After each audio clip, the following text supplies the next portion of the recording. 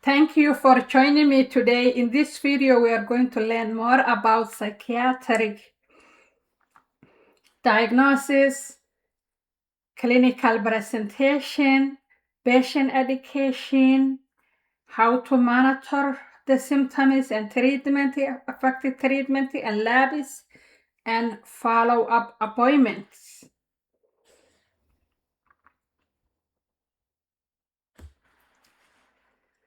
Psychiatric symptoms arise from dysregulation across prefrontal cortex is responsible executive control, judgment, inhibition. Limbic system is responsible for emotional process, fear, reward, reliance.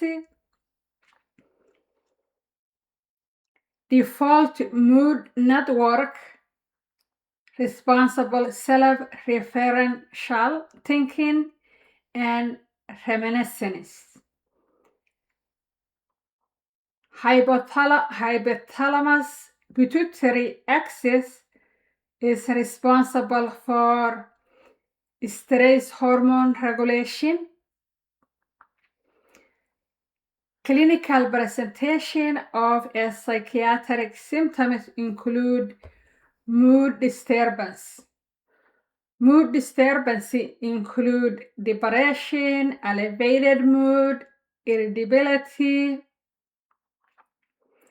Cognition disturbance include disorganized thinking and behavior, poor attention. Perceptual disturbance include hallucination, delusion, depersonalization. So there is a detachment when the detachment from the reality. Perceptional, when the perceptional disturbance happens, person detached from the reality. So they will have hallucination, delusion, disturbance, disorganized thought and behavior. Behavior dysregulation include agitation, withdrawal, impulses. Functional decline include across. The patient will have decline from occupational, social demands like school, work, responsibility.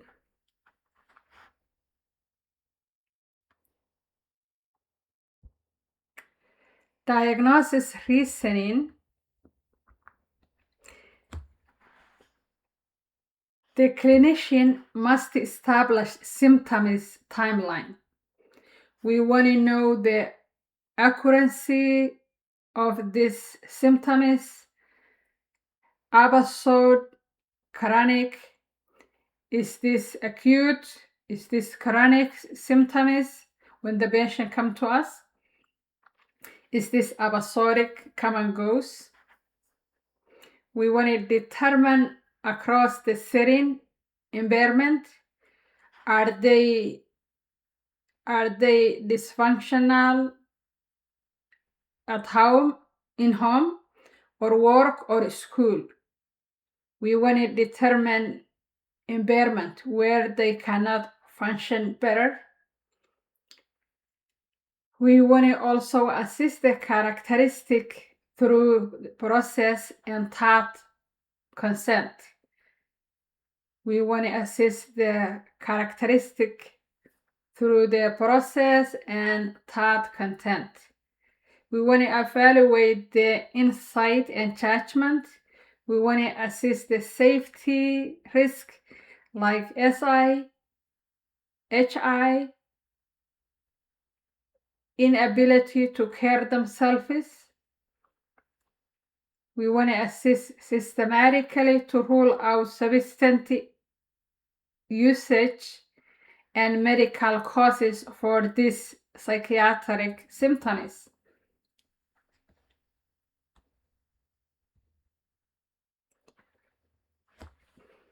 Differential diagnoses include always distinct between psychiatric disorder.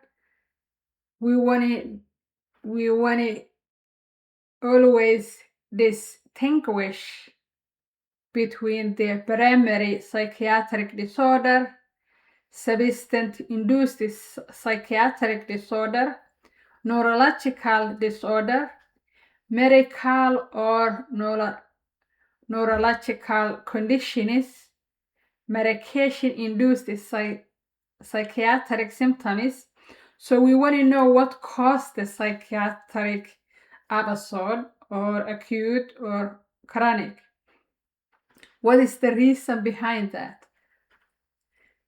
Then we want to select treatment options.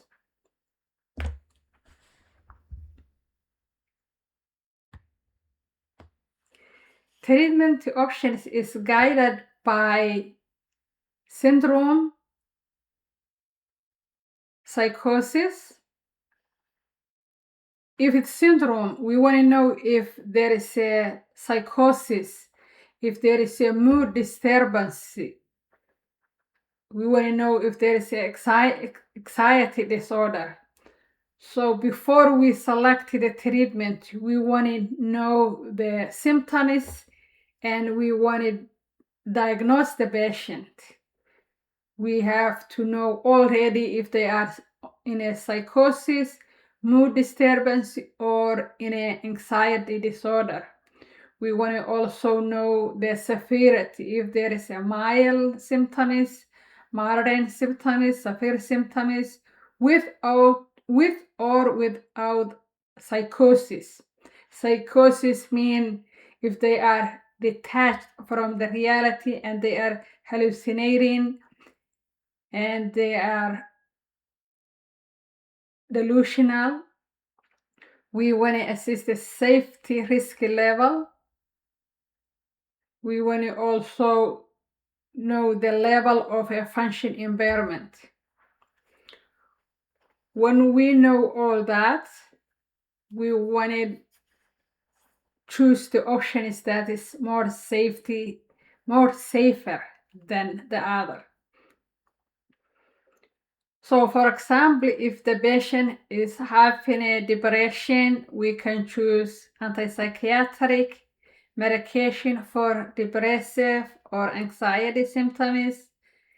If there is a mood disturbance, we can choose the mood stabilizers for bipolar spectrum illness. If there is a psychosis, we will choose antipsychotic medication for psychosis disorders. Also, we wanted to add all that psychotherapy as added treatment or primary treatment depending on the disorder. Sometimes psychotherapy can be the first line of treatment. Some cases psychotherapy can be second or adjacent to the treatment.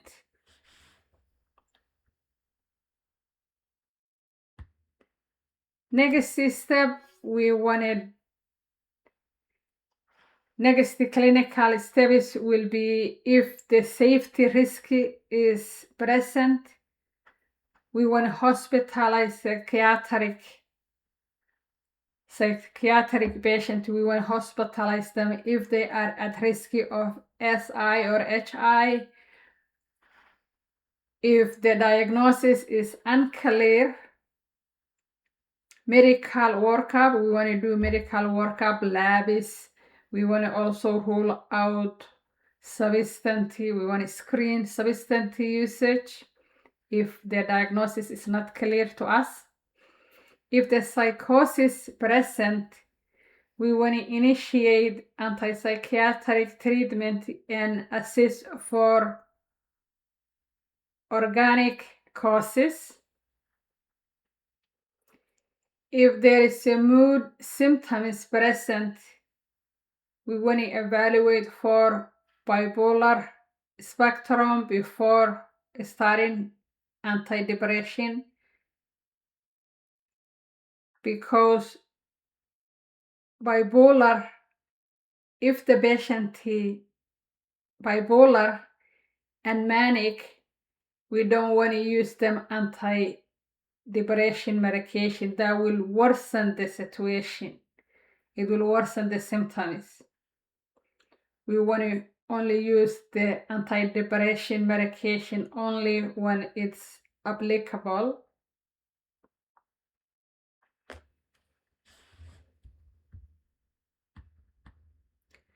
For neurodevelopmental disorders, neurobiological mechanisms include the disturbance of early brain developmental involvement, synaptic budding abnormality, synaptic abnormality,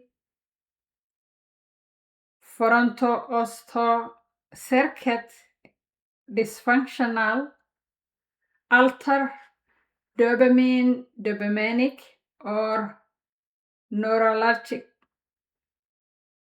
dopamine or neuroarnic regulation, impair connectivity between the executive and social cognition network. So clinical presentation will be attention deficit hyperactive disorder that leads to inattentional, hyperactive, impulsive across the multiple setting, autism spectrum disorder that leads to impaired social communication,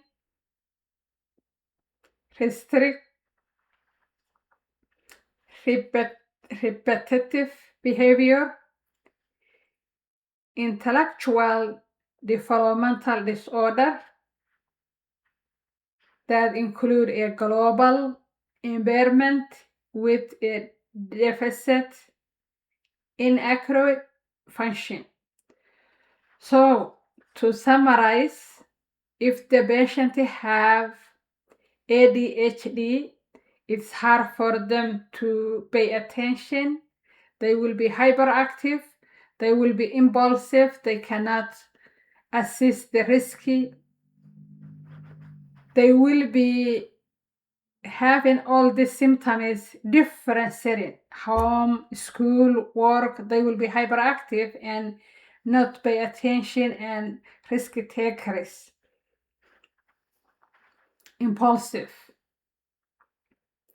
Autism spectrum patient will be impaired social communication and restrictive repetitive behavior.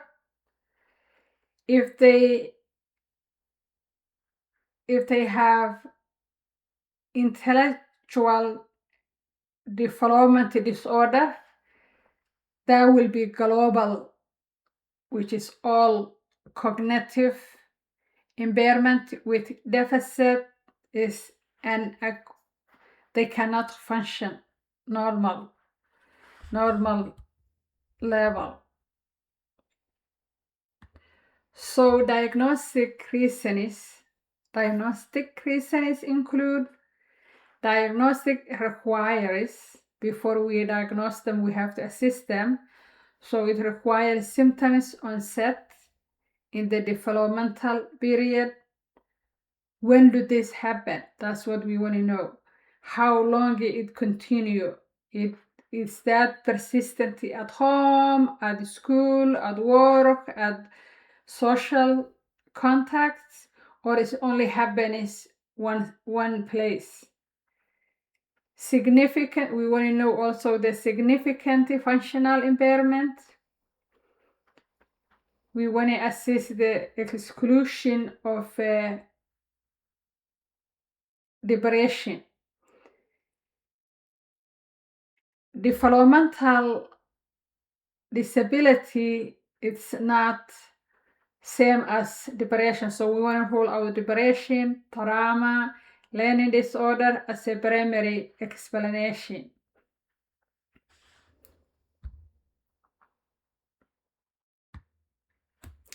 Differential diagnoses include attention deficit hyperactive disorder versus general anxiety disorder.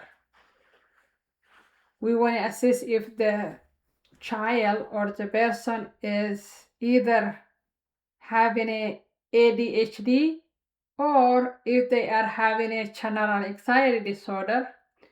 We want to also assess autism disorder versus social anxiety disorder. They mimic each other.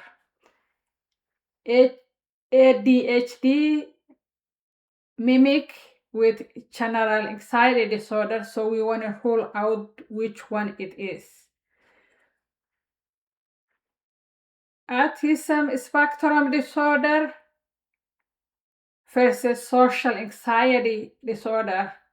They look like they mimic each other, so we want to know which one it is. Intellectual developmental disorder mimic a specific learning disorder, so we want to know which one it is. Treatment selection for ADHD disorder, we want to use stimulant medications such as methylphenidate or emetamine formation. Autism spectrum disorder, we want to choose the behavior therapy, structural educational interventions. Intellectual disability, intellectual developmental disorder, we want to choose the treatment for supportive care, behavioral supports, environmental modification. And then the next clinical steps will be confirm the developmental history from the caregivers and school records. We want to know the history. When did this begin? We want to interview the parents, teachers, and see the school record. What do they write about the child? How long have they been having the developmental disability?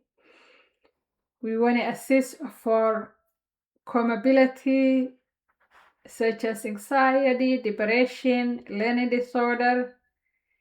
We want to initiate behavior interventions before or alone medication depending on the severity. So the behavior intervention is the first treatment. Then we want to see if they need any medication, if they are having a depression or anxiety or psychosis with the developmental delay or developmental disorder, then we can prescribe medication. But first we want to choose the behavior interventionist.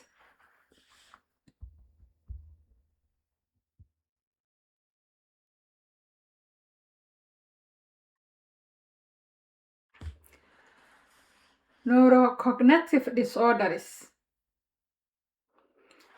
Neurocognitive disorders are progressive or acute disturbance of a cortical or subcortical network due to neurodegeneration or vascular injury, metabolic or infection causes. So, if there is a neurocognitive disorders, the causes include neurodegeneration, vascular injury, metabolic and infection process, neurotransmitter imbalance, especially acetylcholine depletion in a delirium or dementia.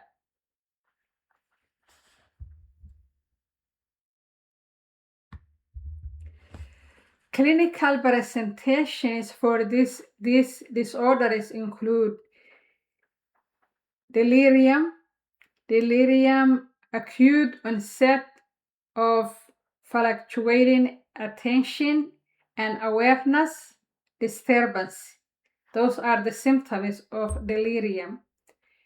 Major neurocognitive disorders include progressive decline in a memory exclusive function, language or visual spatial ability, mild neurocognitive disorder,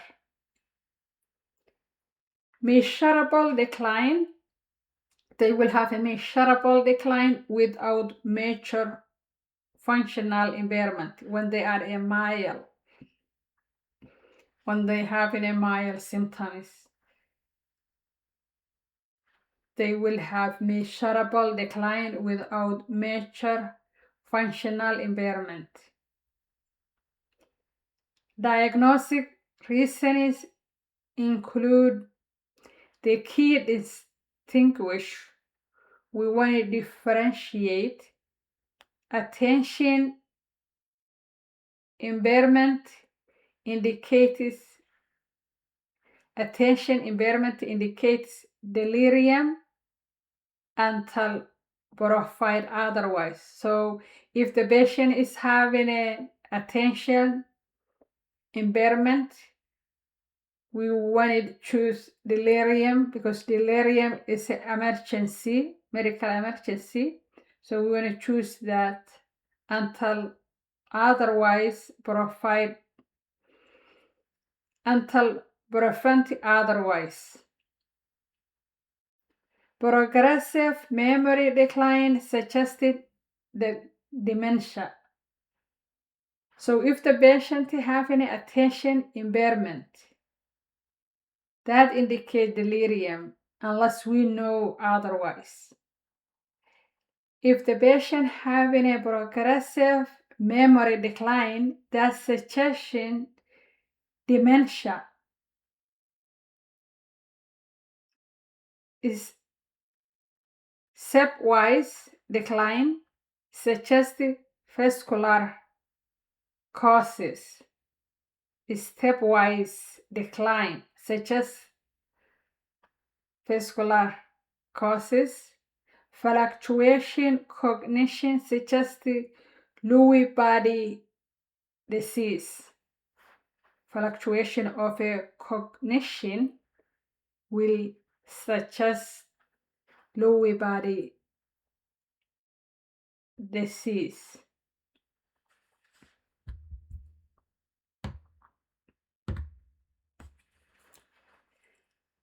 Differential diagnosis. We want to differentiate between delirium and dementia. Dementia, also we want to differentiate between depression and dementia. Depression relate cognition impairment versus dementia. Neurocognitive disorder versus medication side effects. So we want to differentiate between delirium from dementia, and then dementia from depression. Neurocognitive disorders from medical side effects, because medical side effects could mimic a neurocognitive disorder. Depression sometimes causes dementia similar to dementia, memory loss, forgetfulness. Patients who have depression, it's hard for them to remember. So we want to differentiate those. Then we want to think about how to select the treatment.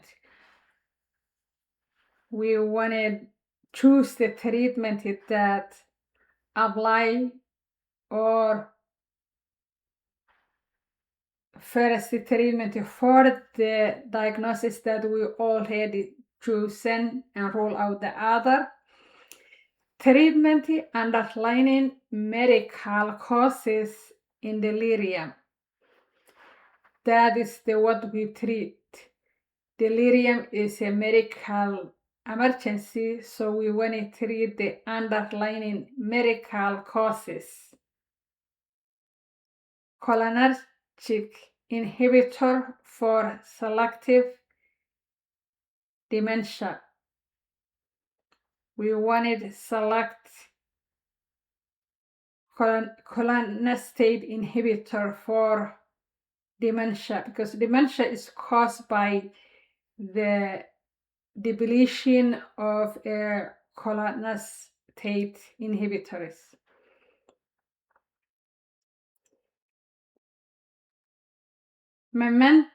Memantine is the medication for moderate to severe cognitive impairment. We want to avoid anticholinergic medications wherever possible. Next clinical step will be urgent medical evaluation for delirium. We want to evaluate the delirium and what is causing the delirium, because delirium is a medical emergency. We want to check brain imaging and laboratory evaluation for reversible causes, because delirium is reversible. So we want to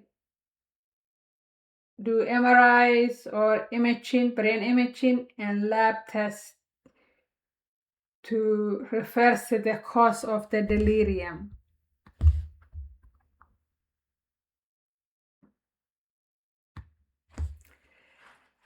Safety assessment for wandering and self-care ability.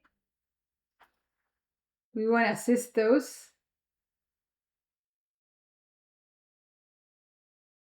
For the substance usage and addiction disorders,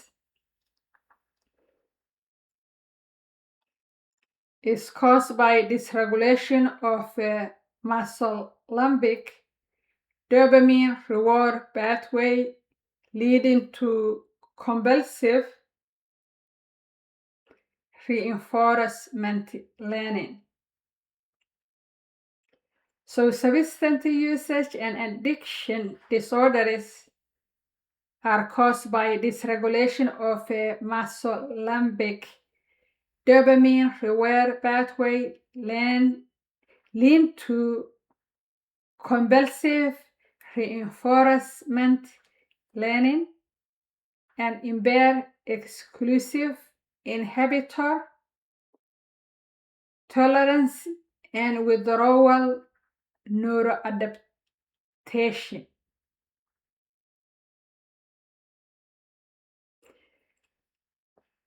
Clinical presentation of a substance use and addiction disorders include loss of a control over the usage, craving, compulsive use despite the harm. They know this substance or addiction is causing their lives. They know it will cause the liver damage, kidney damage, teeth, it will affect their organs, but it's hard for them to control. They will have a craving and compulsion to use despite the harm. Withdrawal syndromes include the alcohol, aromatic, hyperactivity. So alcohol withdrawal will lead to hyperactivity, seizure, delirium. Opioid withdrawal symptoms include flu-like symptoms,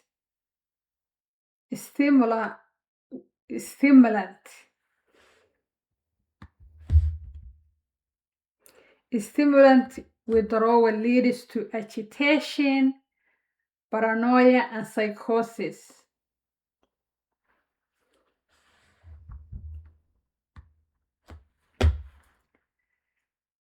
Diagnosis reasoning must determine intoxication versus withdrawal state. Are they intoxicated and they are having the substance now, or are they withdrawal state? That's what we want to know and rule out. Substance induces versus primary psychiatric disorder. Are they confused or having this are they having a psychosis because this is a substance induced psychosis, or they are having a primary psychiatric disorders? We want to know that. We want to differentiate those. We want to assess the severity of the psychological dependency.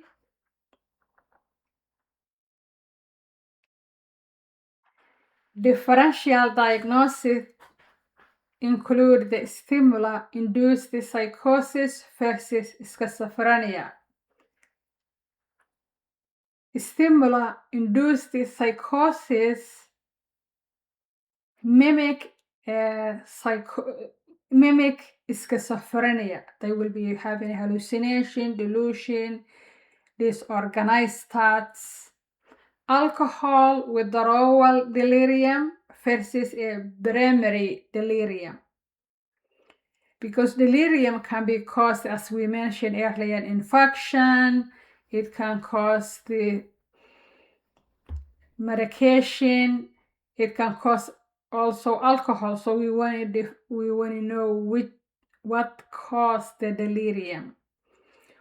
Opioid intoxication and depression disorder. Opioid intoxication have the similar symptoms to depressive disorders. So the patient will be depressed when they are opioid intoxication state. How to select the treatment. Alcohol usage disorder, we want to choose naloxone and acamprostate. Opioid usage disorder, we want to choose methadone and bupropion. Stimulant usage disorder, we want to choose the behavior intervention and cognitive management. Next clinical step will be stabilization of the withdrawal first if the present, because withdrawal can lead to coma, so we want to treat that first. We want to assist the medication, complications such as electrolyte impairments, initiate relapse prevention plan after the stabilization. First, we want to stabilize the patient and make sure they are safe, and then we want to assist the medical complications, electrolyte abnormality, and then we want to initiate relapse prevention plan after they stabilized.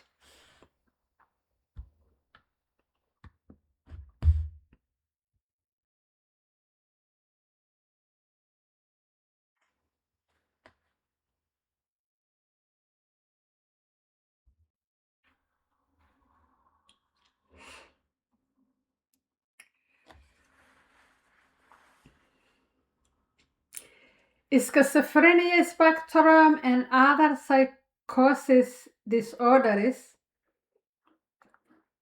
are caused by mesolimbic dopamine hyperactive. They have those are positive symptoms. So mesolimbic dopamine hyperactivity causes a positive symptoms of psychosis and schizophrenia. Frontal hypofunction causes a negative and cognitive symptoms of schizophrenia and psychosis disorders. Glutamate dysregulation contribute to a cognitive impairment. Then psychosis disorder, psychiatric disorder, and schizophrenia. How do they present? What are the symptoms? So they present the hallucination is the most common. Most common is a hallucination, and most common is auditory hallucination. They are hearing voices, somebody is talking to them, and they also have delusion, perception, perceptor, persecutor. Delusion, that is somebody after them, or somebody they want to kill them, or somebody want to hurt them. Referential or grandiose. Grandiose means they think they will say, I am the prophet, I am the president, I have my own company, I am a movie star. So they have this grandiose. They will also have a disorganized speech and behavior. They will have negative symptoms such as flat affect and avoidance. If they have prefrontal hypofunction, they will have negative and cognitive symptoms. Those negative symptoms include the flat affect and avoidance. They isolate from the society. They will be in their rooms when they are in the hospital. They will stay in their rooms. They don't want to come to the cafeteria. They don't want to participate the group activity. They don't want any social contact. They will be withdrawal, and they will be avoiding any social gathering.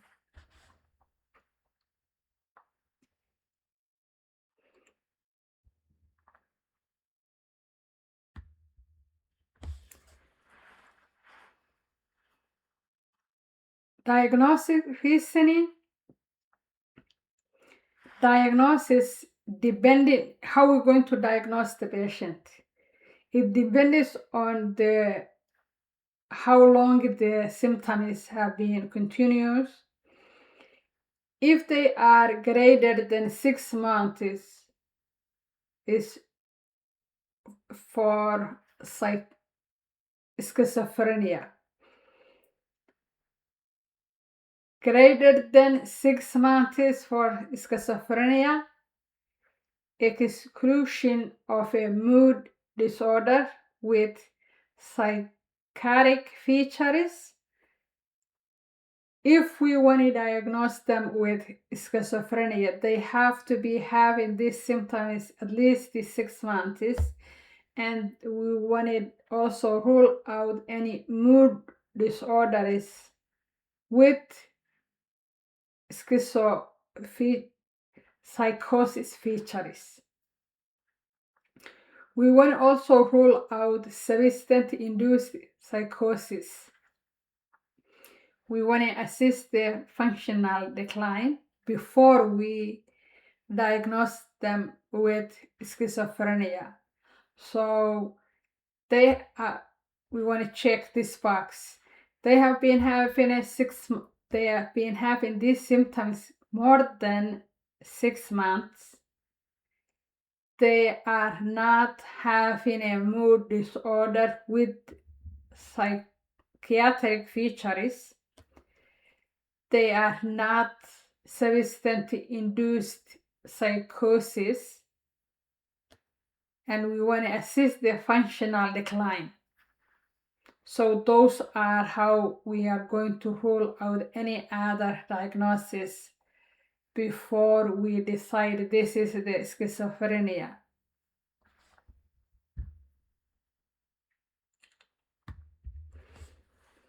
Differential diagnosis include schizophrenia. We want to differentiate between schizophrenia and schizoaffective disorder.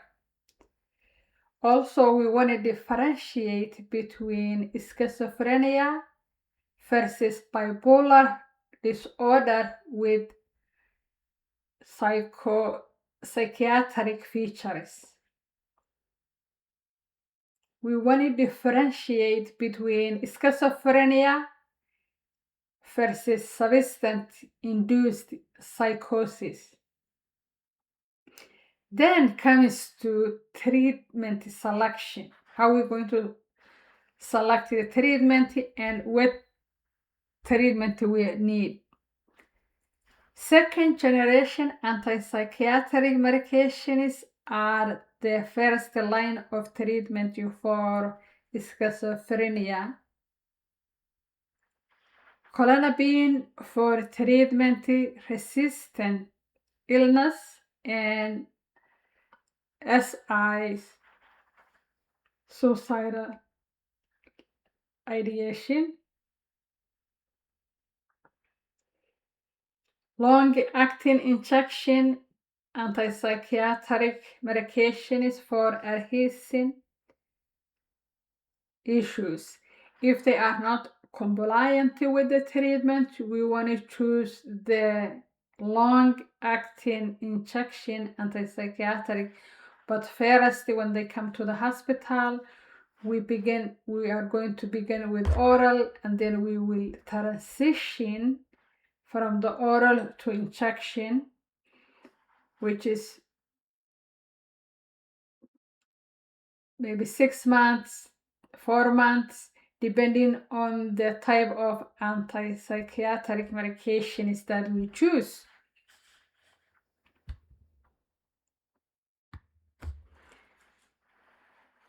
Next step is we are going to assess the safety and risk of harming themselves. We want to rule out the substance use and the medical causes of this psychosis. And we want to initiate antipsychiatric medication promptly if the psychosis is confirmed. You don't want to wait, we want to prescribe quicker if after we make sure this is the psychosis. This psychosis is caused by schizophrenia. Next, we want to talk about bipolar disorders. Bipolar disorders is caused by dysregulation of a circadian rhythm system. It's caused by increased dopaminic activity during the manic state. Impaired emotional regulation circuit in the limbic prefrontal networks. Clinical presentation of a bipolar disorders include mania, which is the elevated mood, decreased need for sleep, increased goal-driven activity, impaired judgment. So if they are in a manic state, they will be having an elevated mood, decreased sleep and insomnia, increased goal direct activity, impaired judgment. If they are hypomania, similar but without the severe functional impairment. If they are having a bipolar depression, they will be having a depressive episodes alternative with manic or hypomanic episodes. That's why it's bipolar. So sometimes they will have manic episode and they will have hypomanic episode. Diagnostic reasoning requires identification of the manic or hypomanic episode. We want to assess if they are having a manic episode or do they are having hypomanic episode. We want to rule out if this is a substance-induced mood disorder. We want to differentiate from unipolar depression from manic. Diagnosis, differential diagnosis, bipolar disorder. We want to differentiate between bipolar disorder from major depressive disorder. We want to differentiate bipolar disorder from attention deficit hyperactivity disorder. When the patient having a depression, bipolar depression, they have a similar symptoms with major depressive disorder. So we want to know which one it is. Is this a bipolar disorder with depressive symptoms, or is this a major depressive disorder? Also, if they are having manic episodes, we want to differentiate attention deficit hyperactivity disorder from the manic episode. If they are in a bipolar disorder, we want to differentiate if this is caused by the substance-induced mood disorder. So which one it is, we want to rule that out because they have some common symptoms. After we rule out all that and we make sure this is either manic episode, hypomanic episode, or depressive or unipolar depression, we then go ahead and choose the appropriate treatment. Lithium is a first line of mood stabilization with anti-suicidal properties. So if the patient is having a SI, we want to stabilize the mood, and lithium is the first treatment. Fulbrate is for acute mania. Lamartine is for bipolar depression prevention. Antipsychiatric medication is for acute manic stabilization.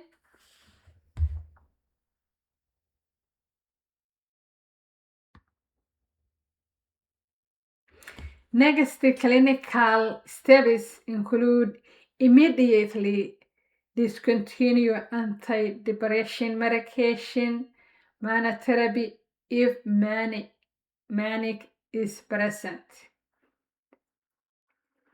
If the patient is having a manic episode, we don't want to have antidepressant monotherapy because that worsens the symptoms. We want to initiate mood stabilization, mood stabilize. We want to assess the safety and need for hospitalization if they are having a severe impairment. Next, we want to talk about depression disorders, depressive disorders.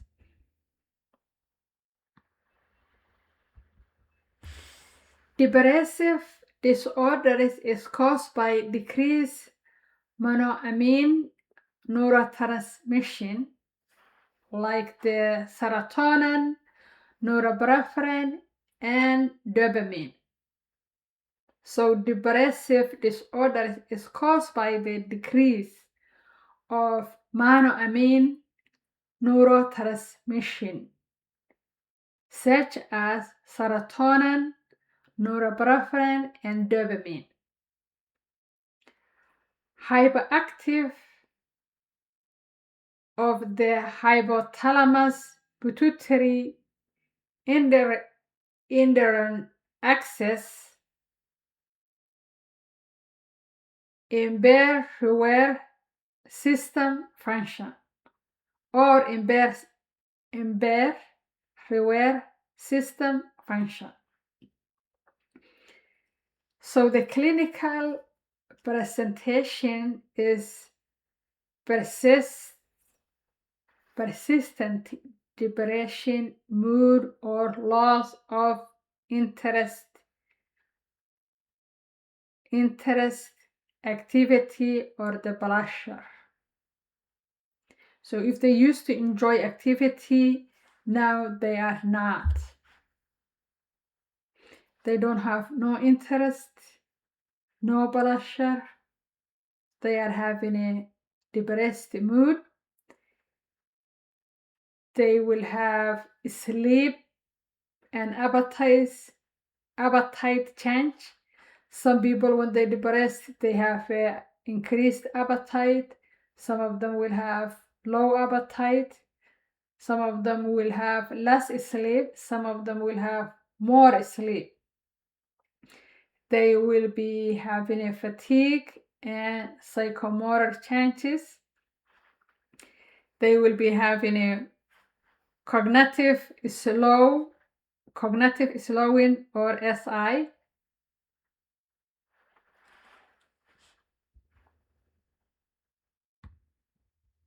Diagnostic reasoning, we must determine how long and duration. That is, it has to be greater than 2 weeks. Depression disorders has to be more than 2 weeks. We want to also assess the functional impairment. We wanted also exclude bipolar disorder. we want to exclude medical or substance cause disorders. Differential diagnosis will be major depressive disorders versus bipolar disorder, grief reactive versus depressive disorder, medical illness versus primary psychiatric disorder, treatment selection. We want to go and then do the treatment selection. SSRIs are first line of treatment.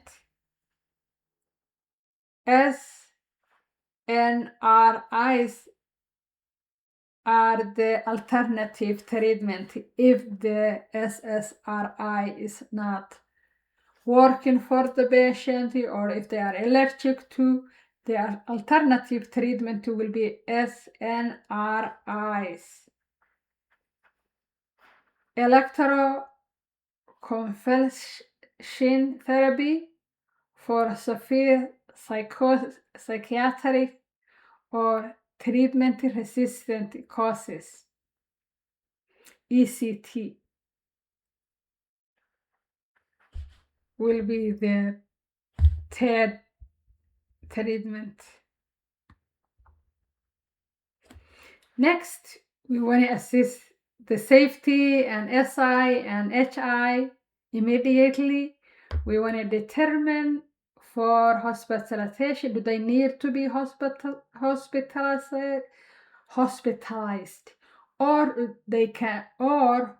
they are stable to be seen outpatient psychiatric team. We want to evaluate for bipolar spectrum before initiating antidepressant medication.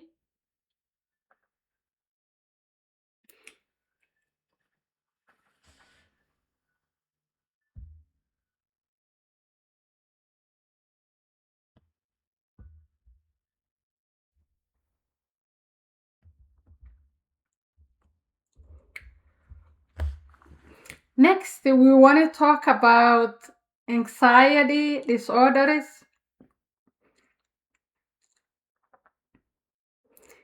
Anxiety disorders is hyperactivation of the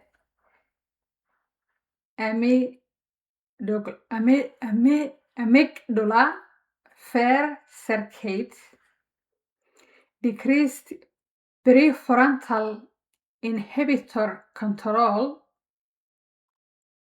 automatic nervous system overactivation.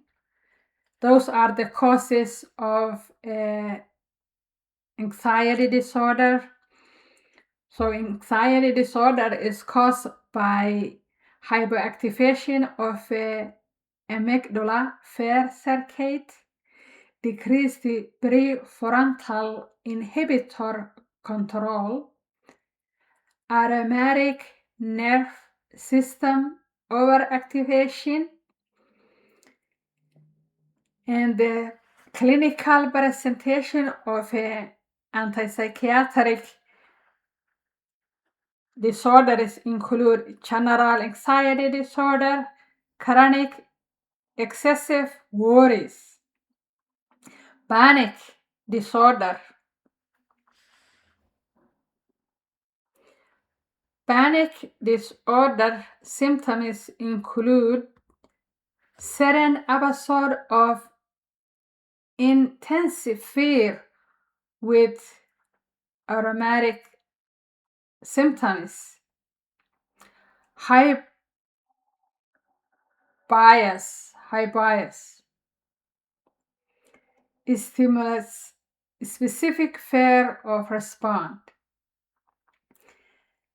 Diagnostic reasoning include chronic and pervasiveness of anxiety symptoms, persistent or absent of a discrete panic episode, targeted or avoidance behavior,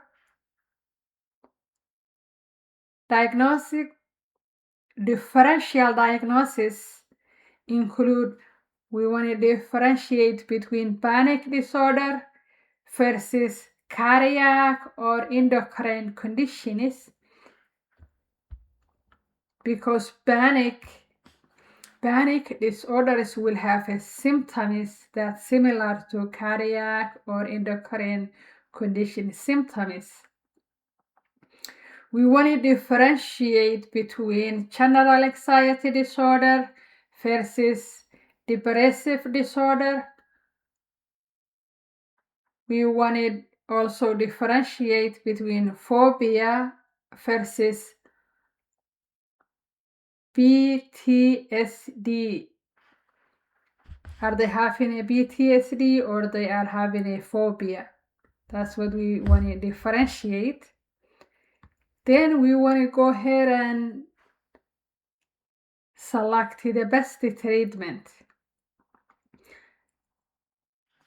So SSRIs is the first line of treatment for anxiety disorders. Cognitive behavior therapy with exposure techniques as a primary psychotherapy. Benzodiazepine is only for a short-term stabilization. So anxiety disorders, first line is SSRIs. We want to combine with that cognitive behavior therapy with exposure techniques, what they are fearing of or what they are anxious about. And then benzodiazepine only short term to stabilize the patient.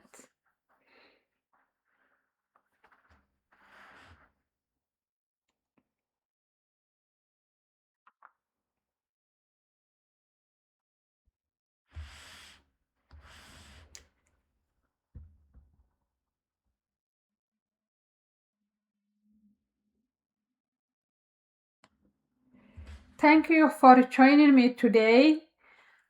We will have second part. So stay tuned and please subscribe.